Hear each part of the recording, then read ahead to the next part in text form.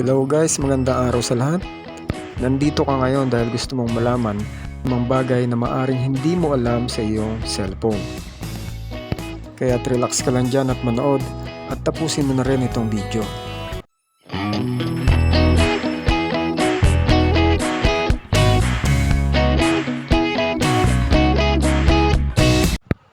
Okay, magsimula na tayo.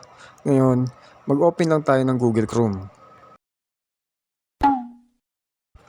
Magbukas tayo ng panibagong tab at mag-search tayo ng kahit ano. Kahit anong gusto natin. Dito ay makikita mo na nakapag-search ako. At eto ang isa sa mga sikreto. Patayin natin ang data o ang internet.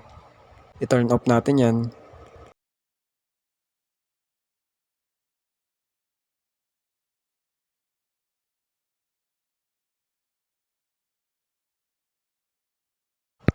Ayan, makikita nyo na wala na tayong internet.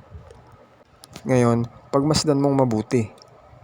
Nakikita mo yung parang dinosaur dyan. I-tap mo yan at maaari ka na makapaglaro offline.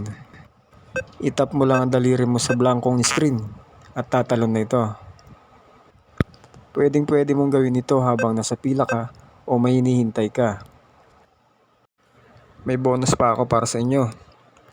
Ngayon, paano malaman kung nakalink o nakakonect ang iyong cellphone sa ibang cellphone? Napakahalaga po nito, baka hindi nyo alam may nagmumonitor sa inyong cellphone. Napaka-importante po nitong bagay nito dahil dito makikita nila ang inyong impormasyon sa inyong cellphone, lalong-lalo na ang inyong mga password. Ngayon, ituturo ko po sa inyo kung paano tanggalin ang mga yan. Step by step, sundan nyo lang po ako. Magpunta lamang po tayo sa ating settings at hanapin natin yung Google. Kung hindi nyo po makita yung Google, ay pwede nyo pong i-type sa taas ang Google. Ayan, Google. So, i-tap lang po natin ang Google. Pagkatapos ay all services. Sunod naman ay hanapin natin yung passkey and services. Hanapin lang. Ay, devices pala. Passkey and devices. So, dito po sa akin ay wala kayong makikita na connect dahil binura ko na po. Ganito po ang features o itsura ng isang device na may nakalink o nakakonect na cellphone.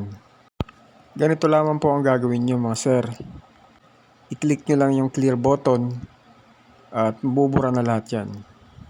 Ganun lang po kadali. Ngayon, sana ay nakatulong po ako sa inyo at nakapagbigay ako ng magandang kaalaman, dagdag kaalaman para sa inyo.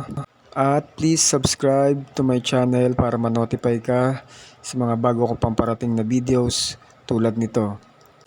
Comment down below sa mga gusto nyong gawin pa nating tutorials tulad nito para sagutin ko po lahat yan.